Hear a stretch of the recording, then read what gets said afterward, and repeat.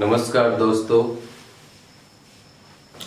आज मैं आपको धम्मलिपि के एक और महत्वपूर्ण शिलालेख जो ब्रह्मगिरी शिलालेख के नाम से फेमस है, यह अभिलेख सम्राट अशोक के द्वारा खुदवाया गया था।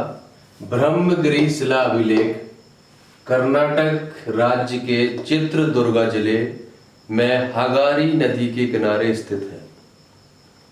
ब्रह्मगिरी अभिलेख के पास में दो और अभिलेख प्राप्त हुए हैं जो सिद्धापुरा और जटिंगा रामेश्वर नाम से जाने जाते हैं।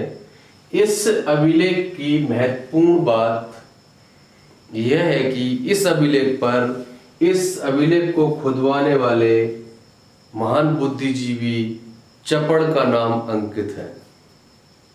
इसका जो अंतिम सेंटेंस है इस अभिलेख का और पहला सेंटेंस मेरे द्वारा यहाँ पर लिपिबद्ध किया गया है, शेष को मैंने छोड़ दिया है। इस अभिलेख में दो महत्वपूर्ण बात है, राइटर का नाम लिखा हुआ है चपड़, और दूसरी बात है इसके पहली लाइन में जो संदेश है वो संदेश जो लिखवाया गया था उसका कालांतर में किस तरह परिवर्तन हो गया। एक्चुअली जब यह अभिलेख खोजा गया, ये ब्रह्मगिरी पहाड़ी के इसके छोर गंजी गुंटे मुले में स्थित है। एक बड़ी सी शिला है, बड़ा सा बोल्डर है। उस बोल्डर का लोकल में जो नाम है वो है अक्षरा गुंडू। अक्षरा गुंडू, अक्षर मतलब लेटर्स और गुंडू कन्नड़ भाषा का शब्द है, कन्नड़ शब्द है। उसका मतलब है रॉक, चट्टान। अक्षरा गुंडू मतलब लेटर रॉक। ये अक्षरा गुंडू के नाम से लोकल एरिया में फेमस है। दूसरी बात, इस अक्षरा गुंडू, इस लेटर रॉक की उपयोगिता भी बड़ी अजीब वहां प्रचलन में आ गई थी। चलिए, जब कोई वहां बीमार होता था तो वहां लोकल के लोग इस अक्षरा गुंडू, इस लेटर रॉक, इस अक्षर चट्टान के पास जाते और उस पर पानी डालकर उससे जो पानी निकलता, उस पानी रिसता, उस पानी को पीने के उपरांत ऐसा दावा किया जाता था कि उस पानी को पीने के उपरांत जो बीमारी शरीर में आ गई है वो दूर हो जाएगी। ऐसी प्रथाओं प्रचलन में आ गई थी। ये प्रथा क्यों प्रचलन में आई, मैं यहाँ पर इसका जिक्र करूंगा। दो चीज है, एक चपड़ और दूसरी यह प्रथा है प्रचलन में क्यों आई। एक्चुअली इस अभिलेख की पहली ही लाइन आप पढ़िए, क्या कहती है। यहाँ पर मैंने अभिलेख की पहली लाइन यहाँ पर उद्धृत की है और सबसे अंतिम लाइन ली है। तो आप पहली लाइन पढ़िए। यहाँ पे पहली लाइन कहती है, सुवर्णगिरीते अयपुत्तस महामाताणंग च बचनेन इसीलसी महामाता आरोग्यंग बतबिया हैवंग च बतबिया। अर्थात आपको हिंदी में भी इन शब्दों के कुछ अर्थ समझ में आ रहे होंगे। सुवर्णगिरी पर्वत का नाम है सुवर्णगिरी। सुवर्णगिरी ते अयपुत्तस, अयपुत्तस आर्य से संबंधित है, यहाँ रॉयल फैमिली से संबंधित है, राजकुमार से। महामाताड़ंग, महामात्रास अशोक ने ऑफिसर्स नियुक्त किए थे, उसकी पदवी है। बचनेन, बचनेन का बचन से संबंधित शब्द है, बचनेन। इसी लसी जगह का नाम है। महामाता आरोग्यंग, आरोग्यंग आरोग्य अभी भी प्रचलन में शब्द है। बतबिया हैवंग च बतबिया। इस शब्द का मैं एक्चुअल अर्थ आपको स्पष्ट करूं, आपको बहुत सा अर्थ यहाँ पे समझ में आ गया होगा इस लाइन का। सुवर्णगिरी से राजकुमार और महामंत्रों के अनुसार इसीला के महामात्रों को अच्छे स्वास्थ्य की कामना की जानी चाहिए और इसे बताया जाना चाहिए। हैवंचा पदवी, ऐसे बताया जाना चाहिए। इसका मतलब ये है, इसकी अभिलेख जो मूल अभिलेख जो है अशोक का शुरू होने के पहले ये लाइन जोड़ी गई थी, इसमें स्वस्थ रहने की कामना की गई है, स्वस्थ रहने की कामना की गई है। कालांतर में इस स्वस्थ रहने की कामना के जो वहां घोषणा की गई थी अभिलेख पर, वो कालांतर में बदल गई, और कितनी बदल गई कि वहां जो चट्टान है उस पर लोग पानी डालकर उस पानी को पीने के उपरांत अपनी बीमारी ठीक करने का दावा करने लगे।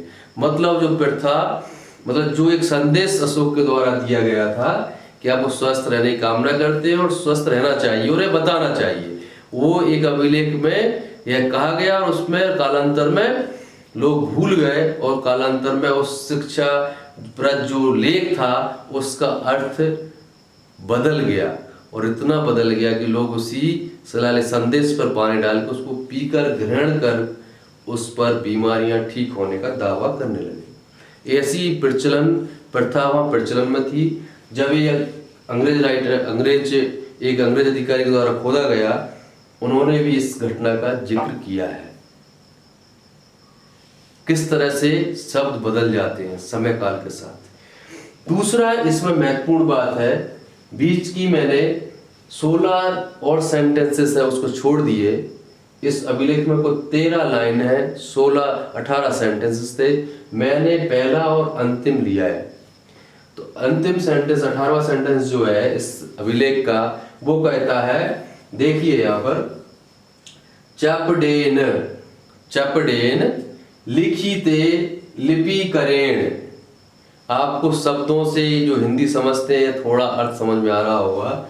चपडेन, चपडेन, चपड़ एक बहुत ही बुद्धिजीवी भिक्षु का नाम है। चपडेन ना लगा है, इसमें तृतीय विभक्ति है, पाली की तृतीय विभक्ति हिंदी की, के द्वारा, ने चपडेन मतलब चपड़ के द्वारा, लिखिते, लिखिते मतलब प्रेरणार्थक क्रिया है, लिखवाया गया। पाली में लिखिते, लिखा पेती, ये क्रिया है, प्रेरणार्थक क्रिया है। लिखिते मतलब लिखवाया, लिपि करेण और लिपिबद्ध करवाया।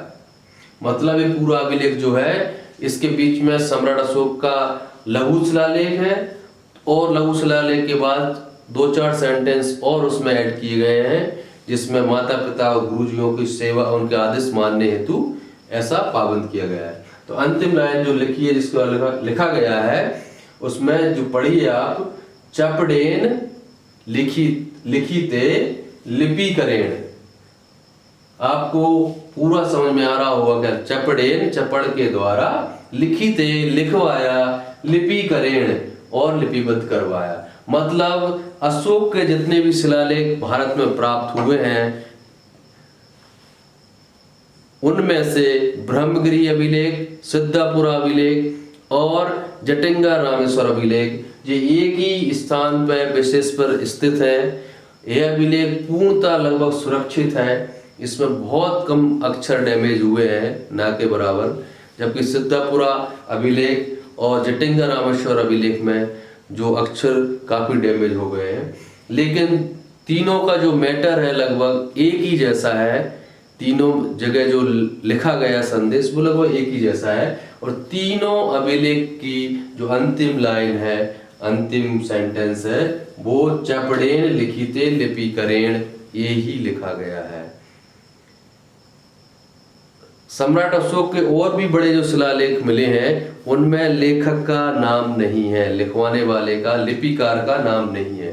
ये इसलिए और महत्वपूर्ण है। चपड़ जो शब्द हम आज के समय के हिसाब से बात करें, चपड़ तो कहावत प्रचलन में, क्यों चपड़ चपड़ मचा रखी है, क्यों चपड़ चपड़ कर रखी है, तो वो चपड़ चपड़ करने के जो मुहावरा, वो इसी बुद्धिजीवी चपड़ के नाम से निकलकर बाद में उसको गलत दिशा दे दी गई है। चपड़ एक भारत के बहुत बुद्धिजीवी व्यक्ति थे। दूसरी बात, ये चपड़ नॉर्थ इंडिया के रहने वाले थे, क्योंकि यहाँ पे सभी लोग जो साइन मिले हैं वो धर्म लिपि में लिखे हैं, जिसे खरोष्टी लिपि कहते हैं। तो ये उत्तर भारत के रहने वाले थे, और उनके जो अभिलेख में नाम मिले हैं वो कर्नाटक के साउथ इंडिया में नाम मिले। तो चपड़ जो बहुत बुद्धिजीवी नाम को किस तरह से विकृत कर दिया गया आज ये वर्तमान काल आने तक। दूसरा, चट्टान पर क्या मैसेज लिखा था उसका उपयोग क्या वो होने लगा, और चपड़ का नाम किस तरह से विकृत किया गया। ये दो महत्वपूर्ण बातें इस अभिलेख की थी जो मुझे बतानी थी आपको। आप इस अभिलेख में मैंने बहुत कम यहाँ पर जो अंश लिखा है उसको लिखिए, उस अभिलेख अपने नोटबुक पर लिखें, उसको एक एक अक्षर उसका अच्छे से गहराई से अध्ययन करें। अध्ययन करने के उपरांत उसमें से जो संदेश है, तो संदेश का अंश बीच का हमने छोड़ दिया है, उसको भविष्य में बताएंगे आपको। आप इसमें जो उसकी पहली लाइन और अंतिम लाइन इस पर ज़्यादा फोकस करें, ये बहुत महत्वपूर्ण है। चलिए दोस्तों, अगले वीडियो में अगले दूसरे और महत्वपूर्ण अभिलेख के साथ पुनः मैं आपके साथ उपस्थित होऊंगा, पुनः आपसे रूबरू होऊंगा। अभी मैं आपसे विदा लेता हूँ। शुक्रिया। जय हिंद।